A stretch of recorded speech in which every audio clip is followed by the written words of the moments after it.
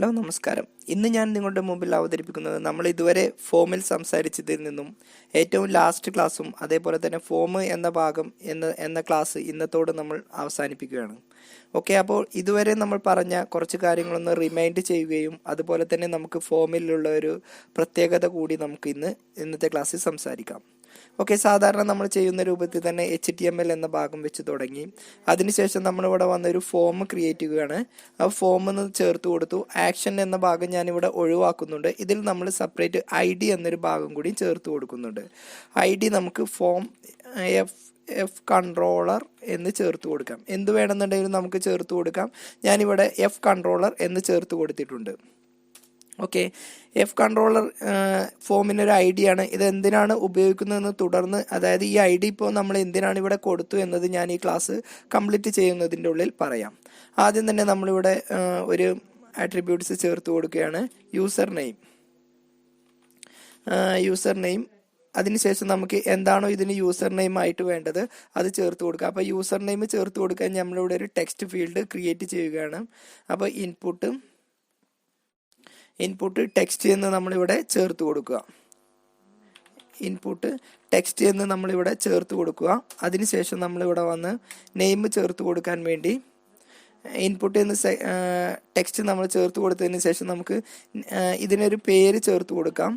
Okay, ഞാനിതിന് user name എന്ന് ചേർത്ത് കൊടുത്തു. അതിനുശേഷം നമ്മളിവിടെ വന്ന് പുതിയൊരു ലൈൻ വരാൻ വേണ്ടി ബ്രേക്ക് ചേർത്ത് കൊടുത്തു. അതിനുശേഷം നമ്മളിവിടെ പാസ്വേഡ് കൊടുക്കാൻ വേണ്ടിയുള്ള കോളമാണ് ക്രിയേറ്റ് ചെയ്യുന്നത്. ഓക്കെ, അതിന് നമ്മൾ ഇൻപുട്ട് ടൈപ്പ് പാസ്വേഡ് എന്നാണ് നമ്മളിവിടെ ചേർത്ത് കൊടുക്കുന്നത്. ഓക്കെ, ഇതിന് നമ്മൾ നെയിം പാസ് എന്നും ചേർത്ത് കൊടുത്തു. എന്ത് വേർഡാണോ വേണ്ടത് അത് നമ്മൾക്കിവിടെ ചേർത്ത് കൊടുക്കാം. ഓക്കെ, അതിനുശേഷം നമ്മളിവിടെ ഈ ഭാഗം, അതായത് ഈ ഫോം ഇവിടെ വെച്ച് അവസാനിപ്പിക്കുകയാണ്. അതായത് നമുക്ക് യൂസർ നെയിം കൊടുക്കാനും അതേപോലെ തന്നെ പാസ്വേഡ് കൊടുക്കാനും നമ്മളിവിടെ ഒരു കോളം ക്രിയേറ്റ് ചെയ്തിട്ടുണ്ട്. ഓക്കെ, അതിനുശേഷം ഈ ഫോം എന്ന ഭാഗം കഴിഞ്ഞതിന് ശേഷം ഞാനൊരു ജസ്റ്റ് ഒരു പാരഗ്രാഫ് കൊടുത്തു. ഓക്കെ, എന്നിട്ട് നമുക്ക് സ്ക്രീനിൽ എന്താണോ കാണേണ്ടത് അത് നമ്മളിവിടെ ചേർത്ത് കൊടുത്തു. ഒരു പാരഗ്രാഫ്, അതായത് ഇറ്റ് ഈസ്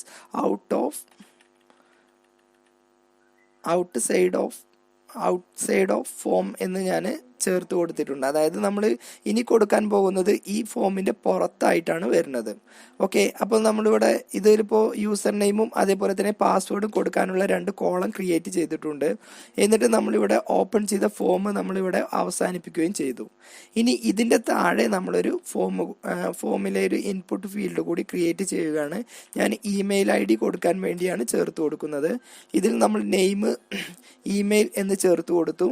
അതിനുശേഷം നമുക്കിവിടെ വന്ന് ഇതിന് ഫോം എന്നൊരു പേര് ചേർത്ത് കൊടുക്കുക. ഫോം എന്ന് ചേർത്തതിന് ശേഷം നമുക്ക് എന്താണോ ഈ ഫോമിന് നമ്മൾ പേര് കൊടുത്തത്, അതായത് ഏറ്റവും മുകളിൽ ഇതിൻ്റെ എന്ത് പേരിലാണോ നമ്മൾ ഈ ഫോം ചേർത്ത് കൊടുത്തത് ആ ഫോമിൻ്റെ പേര് കൂടി ഇവിടെ ചേർത്ത് കൊടുക്കുക.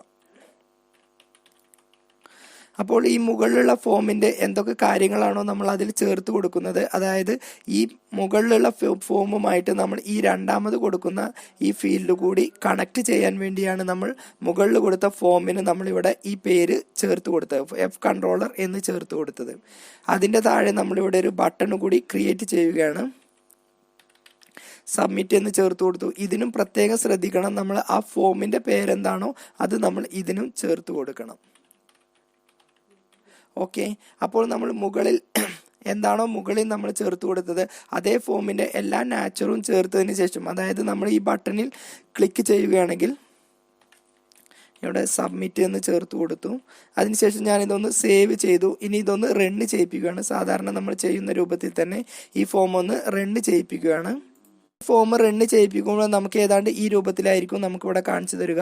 ഒന്നാമത് നമുക്ക് യൂസർ നെയിം എന്താണോ ചേർത്ത് കൊടുക്കാനുള്ള ഒരു കോളമുണ്ട്. അതേപോലെ രണ്ടാമത് പാസ്വേഡ് എന്താണോ ചേർത്ത് കൊടുക്കാനും വേറൊരു കോളമുണ്ട്. അതേപോലെ തന്നെ നമുക്ക് ഔട്ട്സൈഡ്, അതായത് ഇതുവരെ ഉള്ളത് നമ്മൾ ഈ ഫോമിൻ്റെ ഉള്ളിലാണ് ചേർത്ത് കൊടുത്തത്. എന്നാൽ ഈ 2 ഭാഗം, അതായത് ഈ ഇമെയിൽ അതേപോലെ സബ്മിറ്റ് എന്നത് നമ്മൾ ഫോമിൻ്റെ പുറത്താണ് നമ്മൾ ചേർത്ത് കൊടുത്തത്.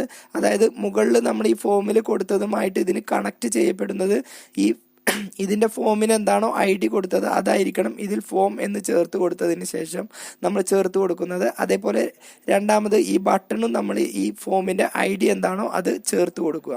ഓക്കെ, ഇതിൽ നമ്മൾ യൂസർ നെയിം എന്താണോ വേണ്ടത് അത് ചേർത്ത് കൊടുത്തു, പാസ്വേഡ് എന്താണോ വേണ്ടത് അത് ചേർത്ത് കൊടുത്തു.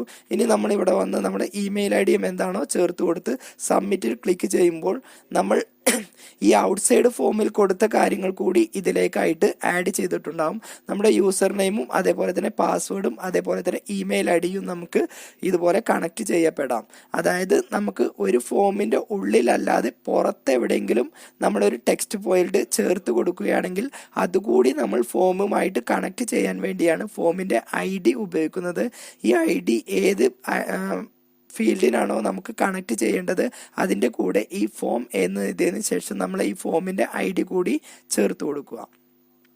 ഓക്കെ, ഇന്നത്തെ ക്ലാസ് നിങ്ങൾക്ക് മനസ്സിലായെന്ന് വിചാരിക്കുന്നു. അടുത്തൊരു ക്ലാസ്സുമായിട്ട് നമുക്ക് വീണ്ടും കാണാം.